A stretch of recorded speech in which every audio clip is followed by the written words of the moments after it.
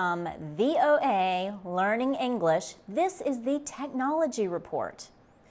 European airplane maker Airbus plans to have new passenger airplanes by the end of the year. The new models will use some of the most modern technologies, including metal parts made in a 3D printer. The high price of airline travel is largely the result of fuel costs. So, airplane manufacturers want to build lighter planes with more fuel-efficient engines. They also want their planes to have more seats. Modern airplanes, like the large Boeing 787 Dreamliner, are made from a mixture of plastic and carbon materials. The current Airbus A350 plane uses plastic parts created in a 3D printer. But the model A350 XWB plane will be the first with parts printed in the hard metal titanium. Peter Sander of Airbus says company technicians learn to print very complex shapes.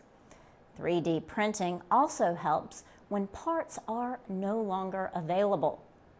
Mr. Sander says Airbus engineers recently needed an extra part for airplane seats that was no longer made. He says it was fast and easy to redesign the parts and to print perfect copies. He said the process took 1 week. The technology is developing quickly.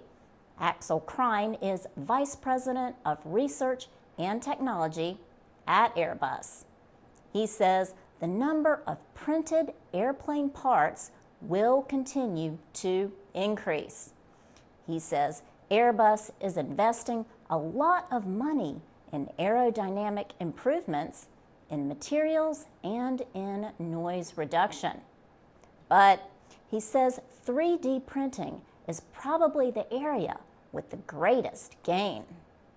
The U.S. company General Electric says it is investing $50 million in a new 3D printing factory. The factory will print fuel system parts for airplane engines. For VOA Learning English, I'm Laurel Bowman.